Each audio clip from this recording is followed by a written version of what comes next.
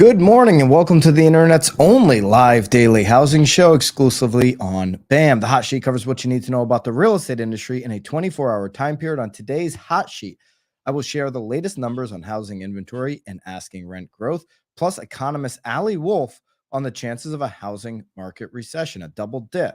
Today is Wednesday, July 5th, 2023. I am Byron Lazine, and the Hot Sheet starts now.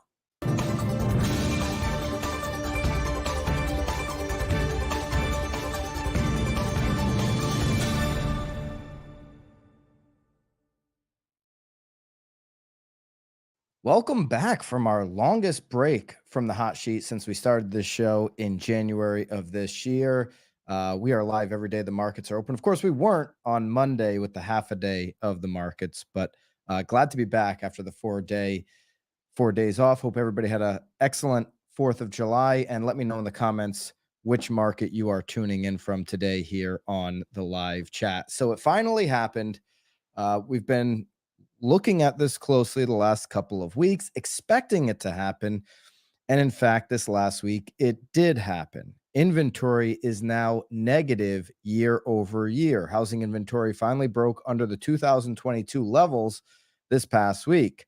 All right. So reading from Housing Wire to give you an update or an idea how different this year is from last year. Last week in 2022, active listings grew 30,940. So same week last year, over 30,000, almost 31,000 active listings growth.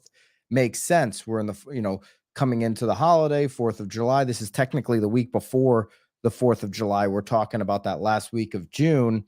And, buyers go on vacation and those late sellers come onto the market. And a lot of the buyers historically will make their purchases pre-4th of July, the big buying season, April, May, and early June, right? So last year was more of a replica of what we've seen historically in terms of active listing growth at this time of year, grew almost 31,000. Well, this year, this past week, we had a active listing growth of 5,848, substantially lower by a lot. Okay. And we knew that if we continued to have disappointing active listing weekly growth, that in the next week or 2 weeks, even, I think I said last week, we could see this cross and go into the negatives year over year on active listings. Well, it happened this week. It happened in the same week that mortgage rates went back up over 7%, according to Mortgage News Daily's survey. Of course, even this week on Monday, we had an over 7% read once again. So here are the numbers for everyone, just for context, and we'll even compare it back to 2015, as we typically do on our inventory update. The inventory rose from 459,907 to 465,755. This is active inventory, much different than NAR's number, which includes pendings. That number is up over a million now. Inventory last year, same week, rose from 441 to 472. So in the country, we're about 7,500 homes less this time of year on the active listing inventory than we were last year. The inventory bottom last year was 240,000. And so far, the inventory peak for this year is 472. Okay. So we're getting closer to that number. If we can continue to see gains week over week, hopefully we hit our peak next week. Active listings for the week in 2015 were 1,183,390. Certainly a more normalized market in 2015. We're nowhere close to that number. You can see the Altos Research updated chart down below. I'll put that obviously into BAMX, where we keep all of our daily downloads now. You can get everything in one place on BAMX by joining me there. Okay, inventory now. This chart also I'll drop down below. You can see the 2023 and 2022 lines are now crossing. And look how fast 2022, this time of year, started to go up. Look at that.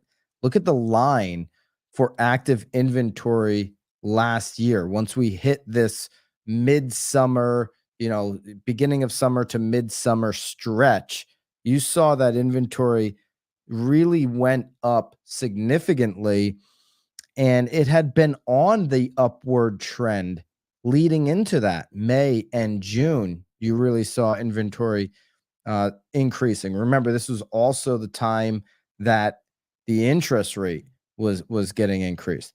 Where we are today in 2023, that line just looks relatively flat. I mean, we didn't have any momentum coming in, and we don't have any momentum looking forward on active listings. The hope is that all of a sudden we'll get a big pop. But let me know in the comments. I mean, do you have a glut of homeowners saying, I'm about to list my house? Is there an abundance of those? If you're an agent, of people raising their hand right now saying, I'm ready to sell, end of July or beginning of August? Is a wave of inventory coming? Is that what you're feeling? Boots on the ground? Let me know in the comments either way. Okay, so now let's look at new listings, okay, because we know we need new listings to continue to help this active listing problem that we have. New listing data for the last week, 62,466. Same week last year was 91,530. I mean, 30,000 off in comparison to last year. 2021, 80,000.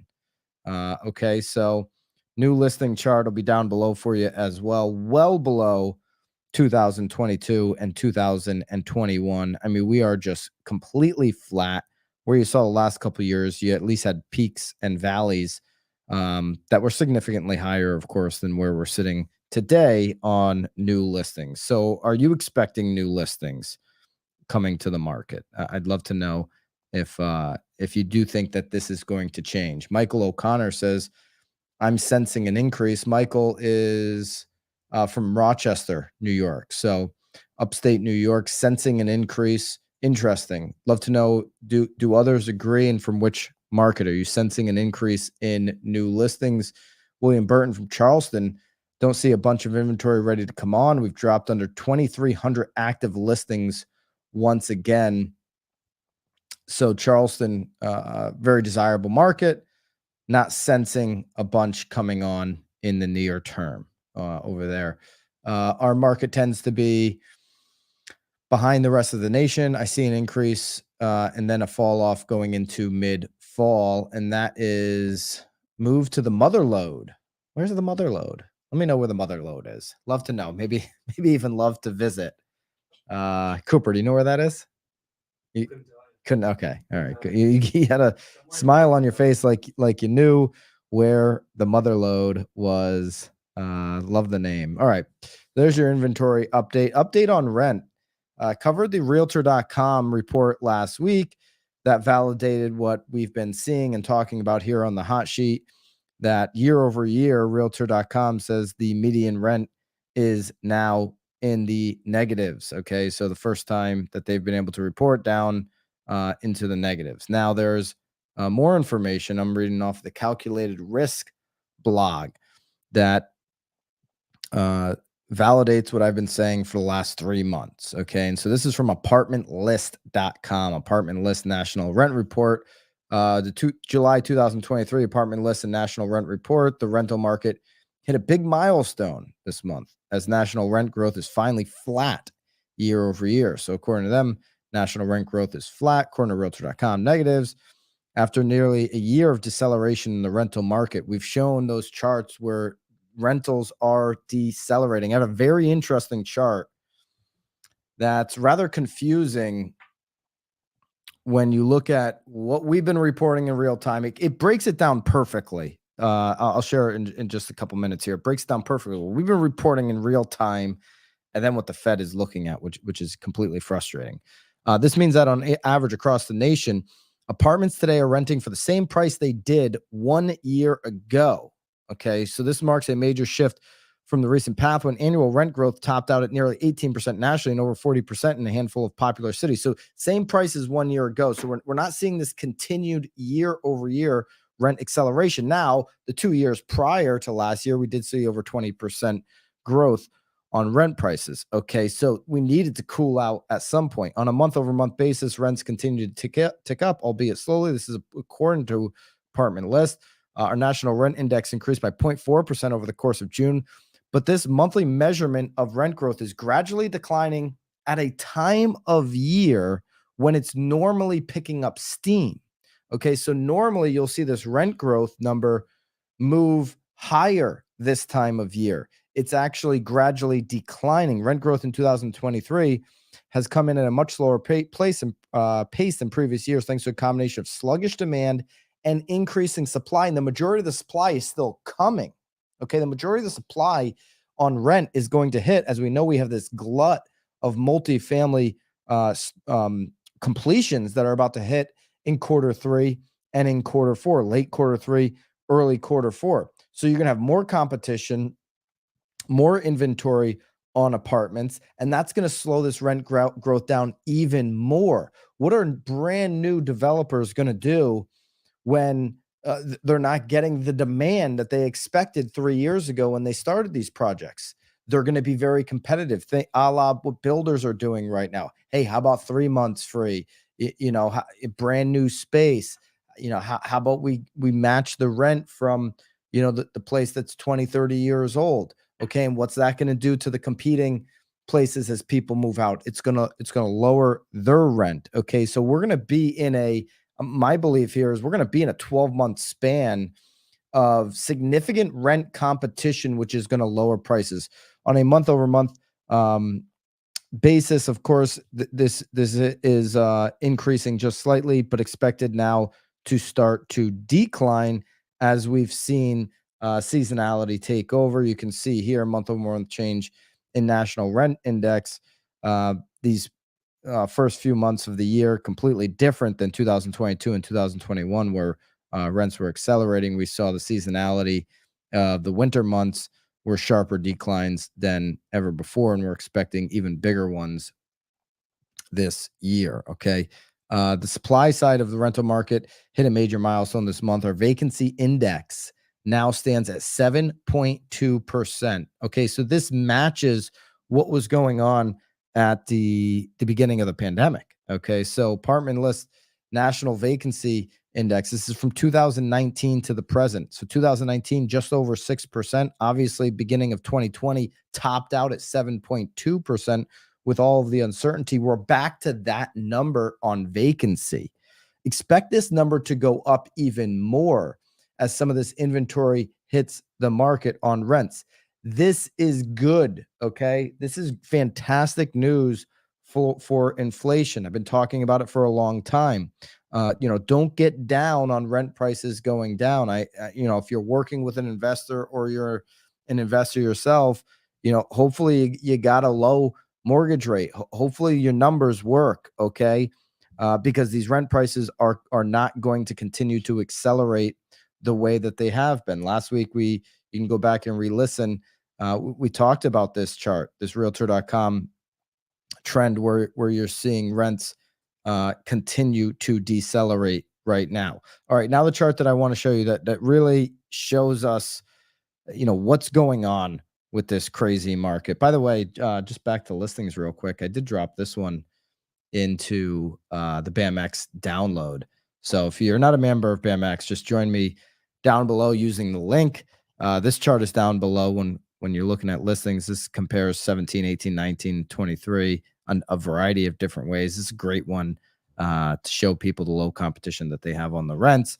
Obviously, we have also all of our courses, live streams, private group, and BAMX. It is by far the best value in the real estate industry when it comes to becoming a better agent, selling more homes, and becoming a better marketer. So grab your spot down below and join me there. All right, this chart here also down below in the daily download for BAMX members. Rent measures year over year change. Okay, so you can see that Zillow, the Zillow Observed Rent Index, the Apartment List National, which we just went over, and CoreLogic Single Family Rent Index, they are showing all of them sharp declines. You can add Realtor.com. We just looked at the Realtor.com. You could add this chart, this line, and it would be similar to the yellow dark blue, and light blue, where you just have a sharp decline in rent measurements year over year. Now, what are the two that are increasing? Owner's equivalent rent of residences and rent of primary residence. The two numbers that the Fed uses as a major contributor to how they calculate inflation. Okay, so we know that over a third of inflation is made up by rent, but they're not using real time data. They're using this lagging data that you see right here, because this is basically calculated off of this old school survey where they call people's homes and ask them, "Hey, what do you think you could get for your house?" And these are like people with house phones that they're calling, because who else are they calling? This was started in the 1980s. It's something that hasn't been updated obviously in decades. The Fed's using this old system when they could just simply be tuning into the hot sheet. They very simply could be, going on the Zori, or going on to Apartment List National, or using CoreLogic, or using realtor.com, or using all of this real-time data that we have that's showing how significant rent prices are declining. The good news is when these numbers catch up in inflation, you're going to see inflation drop really hard and significantly. It's just a matter of like, okay, how much pain do we have to see in between? Is the Fed going to push us into a national recession between now and when that data catches up? Speaking of recession, housing market economist Ali Wolf is watching closely to see if there's a double dip recession in housing. This is according to Lance Lambert recent piece in Fortune. Ali Wolf is the chief economist at Zonda. Of course, we had a housing recession last year. The Fed pushed us into one when they aggressively jacked up the interest rates. Okay. Right now, we're seeing that home builders across the country are seeing more demand. It's because they control over 25% of the inventory. It's because they're able to negotiate with buyers and offer them a lower mortgage interest rate at a time when mortgage interest rates are up over 7. Okay, so the combination of builders, offering these, either price adjustments or interest rate adjustments, and these incentives, mortgage buy downs, and these types of things, have been enough to pull buyers right now back into the market, which is, many believe has been an indicator that we are out of a housing recession. Of course, month over month pricing gains, like we've seen with Case-Shiller and other reports, is another sign that we are out of a housing recession. Okay. But Ali Wolf is watching closely to see if we are heading back into a housing recession. Okay. So she says, objectively, the housing recession in the new home space is over. So for new homes, no housing recession. Home sales are rising, starts are rising, and home prices are rising again. So up, up, up, no recession there for new construction. For builders, that is great news. Their stocks certainly are reflecting that right now. Okay, new home sales in May were up 20% on a year-over-year basis. They were up 12% month over month, which is not in this piece, but we did talk about that last week. The May new home sales figure tied to the single highest monthly reading between 2010 and 2019. Leading indicators like home builder confidence is also up on the upswing. We've reported that last month as well. However, just because home builders have escaped the housing market recession doesn't mean they can't slip back in. So she says, the big question is, are we going back in growth mode from here? And she's not so sure it's a straight up line. There's still broader economic concerns. Obviously, we're watching closely what the Fed's going to do today at 2 p.m. They're going to release the minutes from their last meeting in June, their June, I think it was 13th, 14th FOMC meeting. They'll release the minutes. We'll get to look at those this afternoon, late in the day, and I'll definitely be talking about those tomorrow. I'm going to pick out whatever they say about housing in those meeting minutes. The market's going to be watching closely to see what was going on in that meeting. What were some of the things that were said? We'll see how the market reacts to that on a shortened week. Okay, so basically, there's going to be two primary headwinds facing builders, according to Ali Wolf, and that's affordability and history. So while builders have made affordability improvements, based on how they're able to navigate this market with the mortgage, the rate buy downs and these types of things.